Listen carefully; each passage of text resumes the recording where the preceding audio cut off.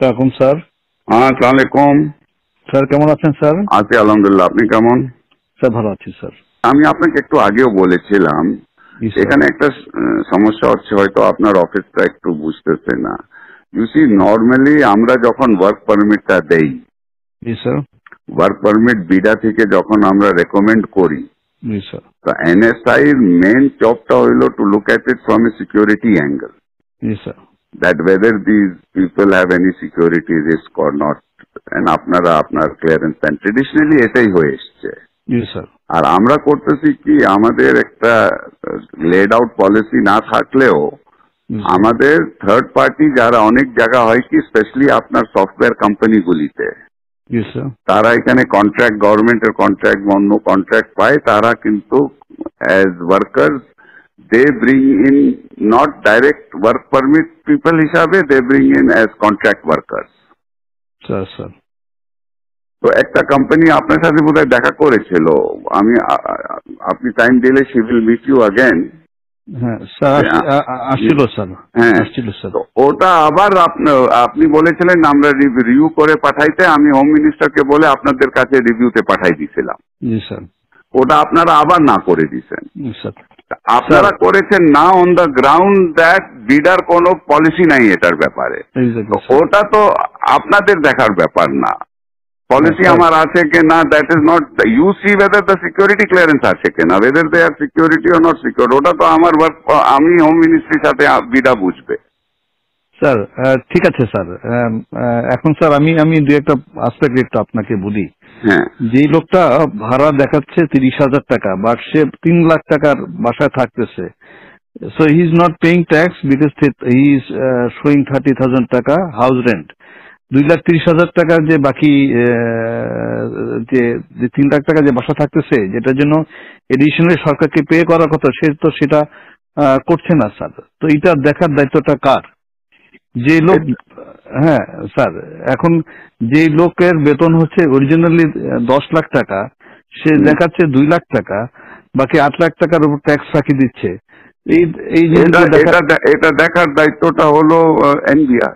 NBR ধরবে, NBR তো ধরতেছে, এটা তো এনবিআর যে ইন্টেলিজেন্স আছে তারা ধরতেছে। না ধরছে, অনেকগুলিকে ধরেছে, অনেকগুলিকে ধরছে, এয়ারপোর্টে আমরা আটকাই দিতেছি। স্যার, যে লোক আগে আসছে সে 8 লাখ টাকা বেতনে ছিল, এখন সে 2 লাখ টাকা বেতনে এখানে চাকরি করতেছে। তো বিদেশিরা এত দেশপ্রেমিক তো হয়ে যায় না যে আমার দেশে 8 লাখ টাকা বেতন ছিল, 2 লাখ টাকা কাজ করবে।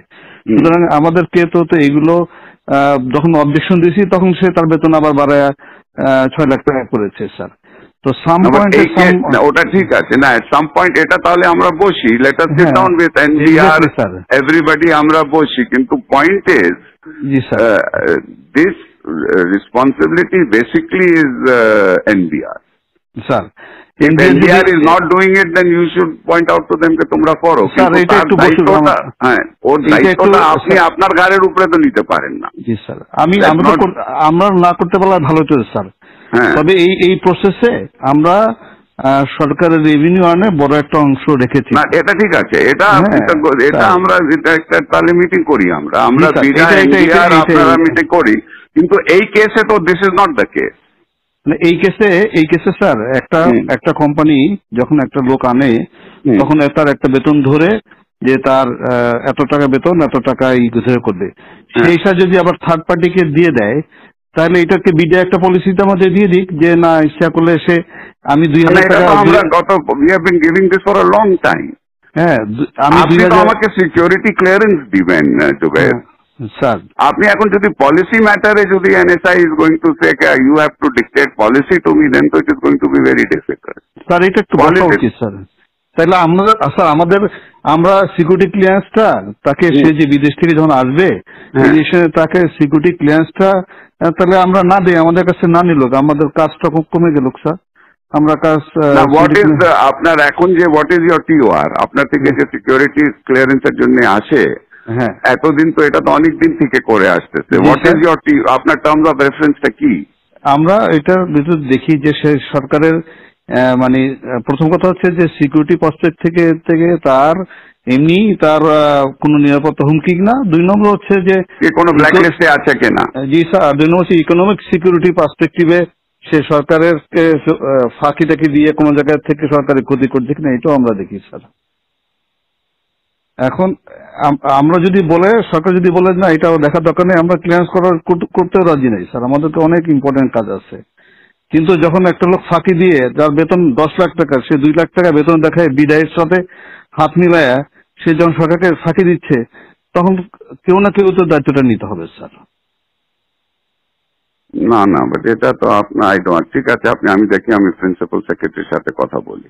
জি স্যার, আমার যতদূর মনে হয় দিস ইজ নট, এতদিন তো ছিল না, এটা তো নতুন, আপনি ডিজি হয়ে এই প্রবলেমটা আমি 2009 সাল থেকে এই প্রতিষ্ঠানে আছি।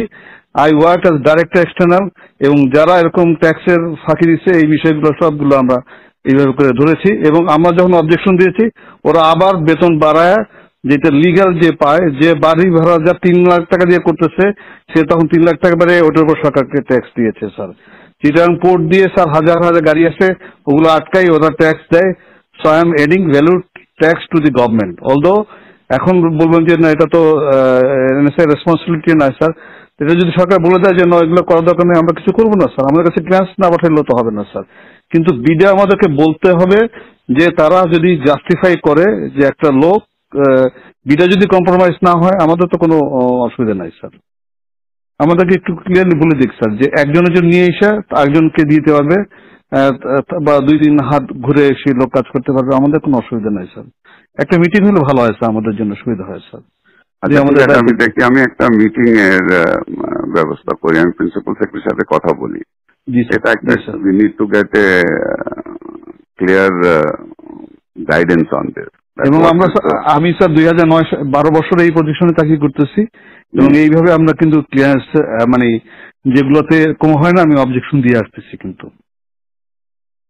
এবং এই প্রতিষ্ঠানটা একটু ম্যানিপুলেশন বেশি চেষ্টা করতেছে, এবং বাট আমরা এরকম কেস খুব রেয়ার পেয়েছি যারা একজনের জন্য নিয়ে এসে, আমি নিয়ে আসলাম একজনকে বিদেশ থেকে, এসে আবার আর এক কোম্পানিকে দিলাম, এই কেস প্রথম আমরা পেয়েছি। বিডা আমাদেরকে বলে দিক যে এইটাতে কোনো অসুবিধা নাই, আমরা সদস্য দিয়ে দেবো, বিডাও ক্লিয়ারলি বলে না স্যার। ঠিক আছে, আমি দেখি। আর আপনাকে একটু জানাচ্ছি, BIDA is a compromise organization sir,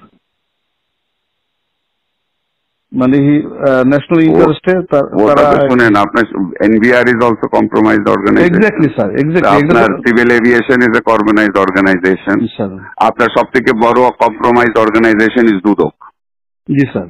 আচ্ছা, আর আপনার অর্গানাইজেশনও কম্প্রোমাইজড আছে স্যার? এখানে তো আমার বাংলারই আছে স্যার। আপনারও তো কম্প্রোমাইজড আছে। আপনার লোক যখন নিতে যায় ক্লিয়ারেন্সের জন্য, ব্যাংকের যে ডাইরেক্টরের জন্য আপনার থেকে ক্লিয়ারেন্স নেয়, আপনি যে জুনিয়র অফিসারকে আপনার গ্রামে গঞ্জে পাঠান আমার সম্বন্ধে খোঁজ নিতে, তো সেও কম্প্রোমাইজড আছে ওখানে।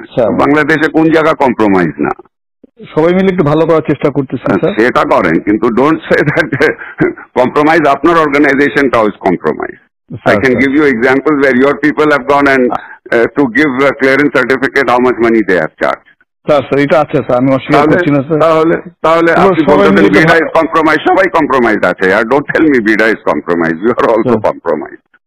Sir you want examples, I can give you example. Sir আমাদের টিআর থেকে এটা বাড়তে দিলে আমরা উই আর হ্যাপি, আমরা ক্লিয়ারেন্স ঠিক আছে। আমি let me talk to principal secretary. I'll have a meeting to find out exactly where we are. এটা তো we have to understand it.